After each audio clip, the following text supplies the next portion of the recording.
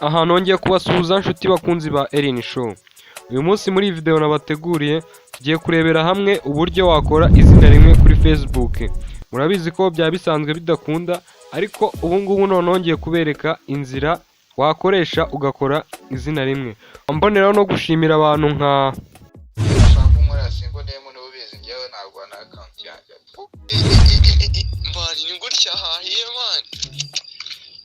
Broski mani nari naguswe alien we mani muri mu muratwika mwa basenzi yego mani nakora akavido nyine kabitwereka apana ko kubitubwira gutya mu magambo nakora akavido ubundi tubirebe niho byaba kabikora ubucyangwa oya ukora akazi igihe ukabona imana abo ni akazi gakore twereke turabikeneye fresh bigire vuba ayo mahirwe nyine ntimukayatesha agaciro mujye muyabyaza umusaruro.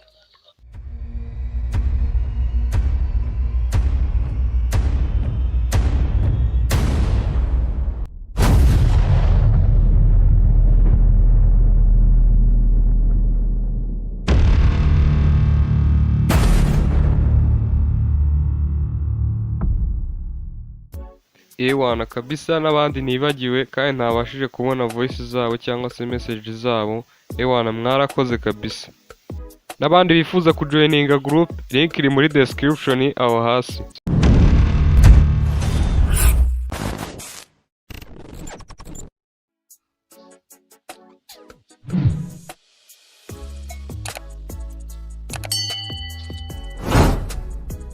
Ikintu uri busabwe, urasabwa ino app bita Touch VPN. Urajya muri Play Store wandikemo Touch VPN. Ubwo ukimara kuyidownloadinga urahita uza uyikandeho. Ukimara kuyikanda urahita uza hano kuri aka karongo. Uhindure nyine, urabuje guhindura server.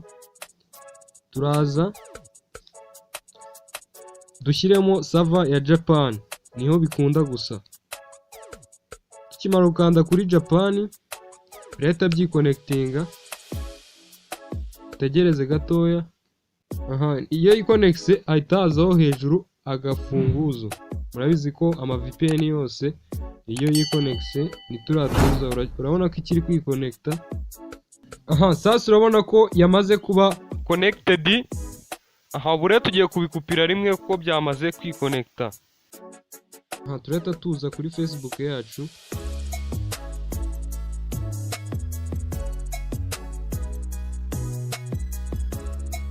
Tuyikandeho.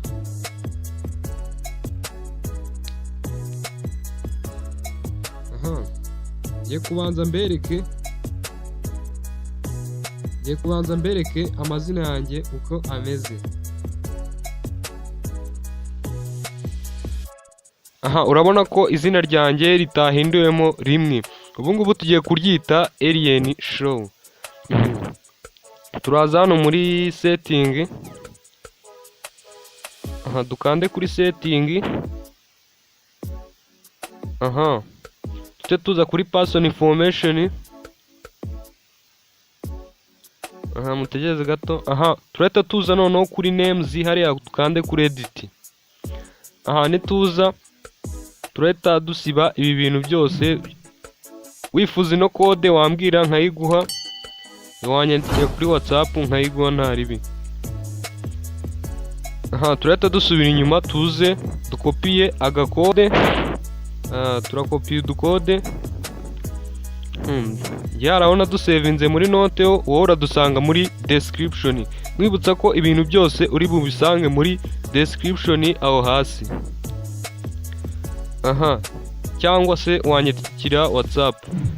Turahita dupestingamo ya code ya mbere yo kuri first name. Tuhite tuza dukopiye iya kabiri yo kuri middle name. Turayikopiya ngaka ari agakode karimo hagati muri bracket. Tuze tugapestinge muri middle name. Sasa kuri last name niho honyine hajya izina ryawe. Byandikamo witonze. ukimara kuryandikamo uranda kuri review change. Ugikanda kuri review change baraguha option eshatu zo guhitamo amazina. Urahita uza uhitemo iri rya mbere ndabereka uko kari akamenyetso bagakuraho k'iburyo.